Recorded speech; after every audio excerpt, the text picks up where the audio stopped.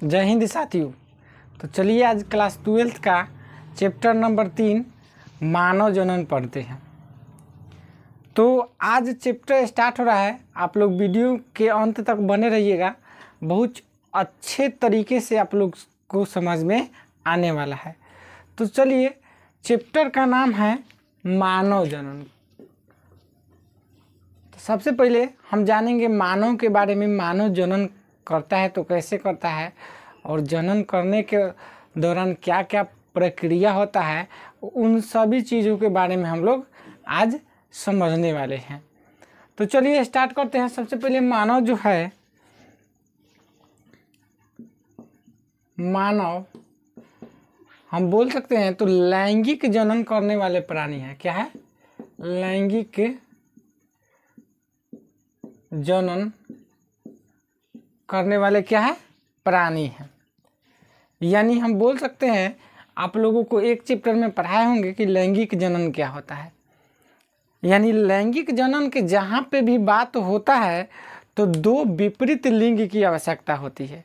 अर्थात हम कह सकते हैं इसमें नर एवं मादा की आवश्यकता होती है। ठीक है, क्या बोलते हैं? नर एवं किसका जरूरत होगा? मादा का जरूरत होगा। आप लोगों को मालूम होना चाहिए कि नर मतलब क्या होता है? नर मतलब होता है पुरुष और मादा मतलब होता है स्त्री। ठीक है, तो ये जो है कि मानव जो होता है इसमें नर भाग अलग व्यक्ति में पाया जाता है और मादा भाग अलग व्यक्ति में पाया जाता है। तो हम बोल सकते हैं कि मानव क्या है? एक लिंगी प्राणी है। क्या है? एक लिंगी प्राणी है।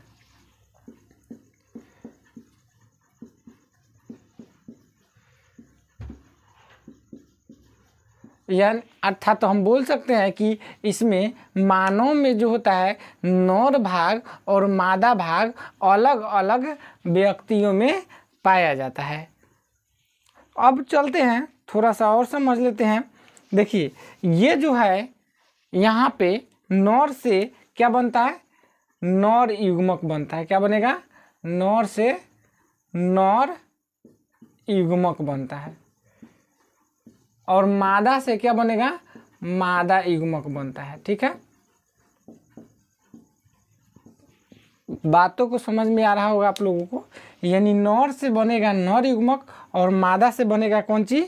मादा युग्मक। ठीक है, अब देखिए, नर से जब नर युग्मक बनता है और मादा से मादा युग्मक, तो थोड़ा सा आगे भी इसके प्रक्रिया होता है। तो देखिए, नर से जब नर युग्मक बनेगा तो इस क्रिया को कहेंगे, सबसे पहले यहाँ नर से नर युग्मक बनता है तो क्या बनता है?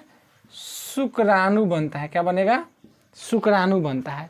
और मादा से मादा युग्मक बनता है तो वो चीज़ बनता है अंडाणु बनता है। ठीक है, यानी नर से नर युग्मक बनेगा उसको शुक्राणु कहेंगे और मादा से मादा युग्मक बनेगा उसको अंडाणु कहते हैं। ठीक है, तो देखिए, जब शुक्राणु बनता है तो इस माने शुक्राणु बनने की प्रक्रिया, नर में शुक्राणु बनने की प्रक्रिया को क्या कहेंगे? शुक्र जनन कहेंगे। क्या कहेंगे? शुक्र जनन। और मादा से मादा युग्मक अर्थात बोल सकते हैं अंडाणु बनता है तो इसको कहेंगे अंड जनन कहेंगे। क्या कहेंगे? अंड जनन कहेंगे। ठीक है, अब आगे समझ लेते हैं कि ये जो होते हैं, सबसे पहले ये जो होते हैं कि नर युग्मक और मादा युग्मक बनता है तो इसमें यानी इसमें इसकी कोशिकाओं में अर्धसूत्री विभाजन होगा। इसकी कोशिकाओं में, इसके कोशिकाओं में भी क्या होगा?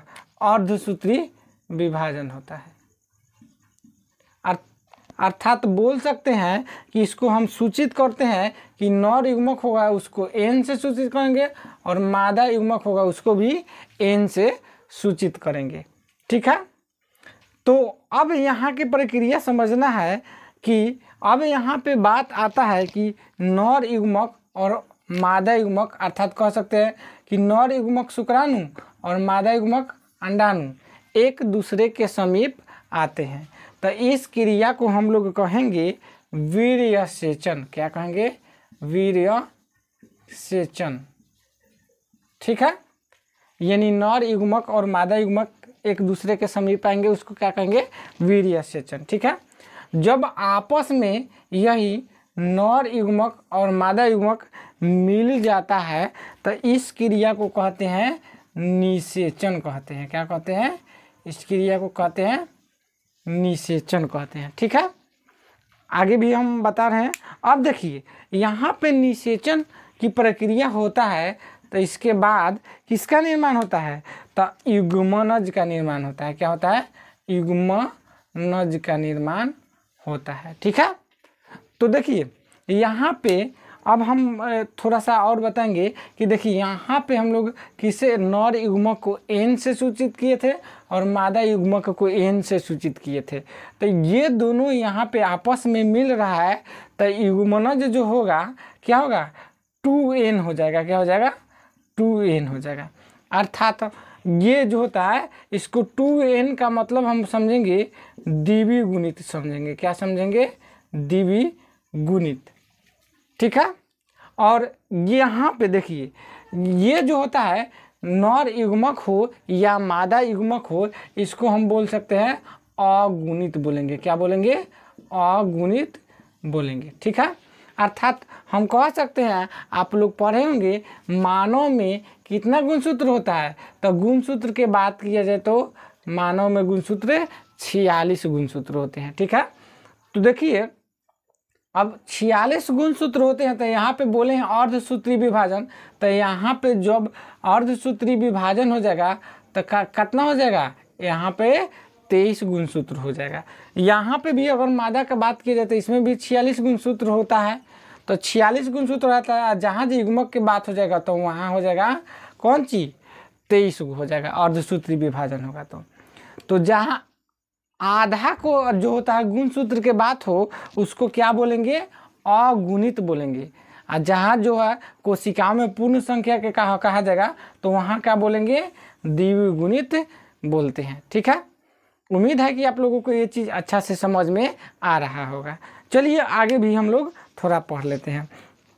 अब यहाँ पे देखते हैं कि ये जो होता है युग्मनज जो होता है इधर, हाँ यहाँ से अब हम बताते हैं। अब ये जो युग्मनज होता है, युग्मनज जब विभाजन करता है तो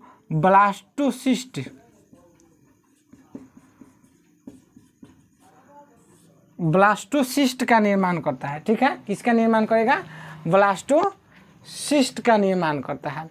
अब ब्लास्टोसिस्ट को हम एक तरह से भ्रूण का निर्माण हम समझ सकते हैं। ठीक है, तो ब्लास्टोसिस्ट का निर्माण होता है तो ब्लास्टोसिस्ट यह क्या करता है कि गर्भाशय के आंतरिक दीवार में, गर्भाशय के आंतरिक दीवार में क्या होते हैं, चिपक जाते हैं। क्या हो जाते हैं, आंतरिक दीवार में चिपक जाते हैं। यानी कहने का मतलब हुआ युग्मनज विभाजन करेगा तो ब्लास्टोसिस्ट का निर्माण करेगा, और ब्लास्टोसिस्ट क्या करता है, यानी एक तरह से भ्रूण के तौर पर इसको मान सकते हैं, ये जाएगा और गर्भाशय के आंतरिक दीवार में क्या हो जाता है, चिपक जाता है। जब चिपकेगा ना तो इस क्रिया को हम लोग कहेंगे अंतररोपण कहेंगे। क्या कहेंगे, अंतररोपण कहते हैं। ठीक है, ठीक है, अंतररोपण कहेंगे। ठीक है, अब बात आता है इसके बाद क्या होगा, इसके बाद जो होता है पूरे गर्भ अवधि शुरू हो जाता है। क्या होता है, गर्भ अवधि शुरू हो जाता है। और गर्भावधि जो शुरू हो जाता है तो उसके बाद जो होगा पूरे 9 माह का समय लगता है, और 9 माह का जब समय लगेगा तो उस समय क्या होगा, प्रसव की क्रिया होगा। क्या होगा, प्रसव की क्रिया होगा। प्रसव की क्रिया अर्थात हम बोल सकते हैं कि क्या होगा, शिशु का जन्म होगा। क्या होगा, शिशु का जन्म होगा। ठीक है, उम्मीद है कि इस चीज़ को आप लोग अच्छे तरीके से समझ पाए होंगे। ठीक है, अब देखिए यहाँ पे मानव जो है, इस देखिए यहाँ पे जो है मानव अंडा की उत्पत्ति नहीं करता है, बल्कि क्या करता है, एक शिशु का निर्माण करता है, शिशु का निर्माण करता है। इसीलिए इसको हम बोल सकते हैं कि यह जो होता है सजीव प्रजक, क्या सजीव प्रजक, या बोल सकते हैं जरायुज प्राणी होता है। क्या होता है, मानव जरायुज प्राणी होता है। ठीक है, तो उम्मीद है कि इस चीज़ों को आप लोग समझ पाए होंगे। तो इसके बारे में और हम लोग पढ़ेंगे डिटेल से, एक एक चीज़ों को समझेंगे, लेकिन ये जैसे एक समरी के रूप में हो गया, इसको अच्छे तरीके से शॉर्टकट के रूप में हम समझाए हैं। तो एक बार शुरू से अंत तक इसको रिवीजन कर लेते हैं कि क्या क्या चीज़ों को हमने सीखा है अभी तक। ठीक है, तो सबसे पहले बताए हैं मानव। मानव का है लैंगिक जनन करने वाला प्राणी है, यानी मानव में नर भाग और मादा भाग अलग अलग व्यक्ति में पाया जाता है। इसलिए हम कह सकते हैं कि मानव क्या है, एक लिंगी प्राणी है, अर्थात मानव में नर भाग और मादा भाग अलग अलग प्राणी में पाए जाते हैं। ठीक है, अब देखिए नर मतलब हम समझेंगे क्या चीज़, पुरुष, और मादा मतलब क्या समझेंगे, स्त्री। ठीक है, अब देखिए नर से जो होता है नर युग्मक का निर्माण होता है और मादा से मादा युग्मक का निर्माण होता है। इसमें कौन विभाजन होगा, तो अर्धसूत्री विभाजन होगा, तो नर युग्मक बनेगा और मादा युग्मक बनेगा। ठीक है, उसके बाद नर युग्मक जो होते हैं क्या होते हैं, अगुणित होते हैं। क्या होते हैं, यानी कहने का मतलब हुआ नर युग्मक का बात किया जाए चाहे मादा युग्मक का बात किया जाए, युग्मक क्या होता है, अगुणित होता है।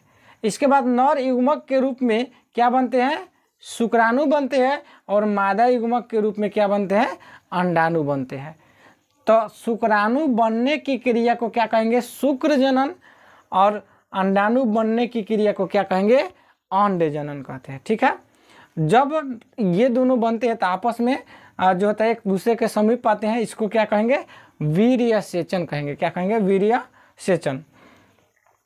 जब नर युग्मक और मादा युग्मक क्या करते हैं, निषेचन करते हैं, यानी आपस में संलयन करते हैं, तो इस क्रिया को क्या कहते हैं, निषेचन कहते हैं। ठीक है, इसके बाद बात आता है कि निषेचन के फलस्वरूप क्या होता है, युग्मनज का निर्माण होता है, और फिर युग्मनज जो होता है क्या होता है, द्विगुणित होता है। क्या होता है, द्विगुणित, क्योंकि यहाँ पे देखिए अगुणित और अगुणित यहाँ मिलेगा तो द्विगुणित का निर्माण होता है।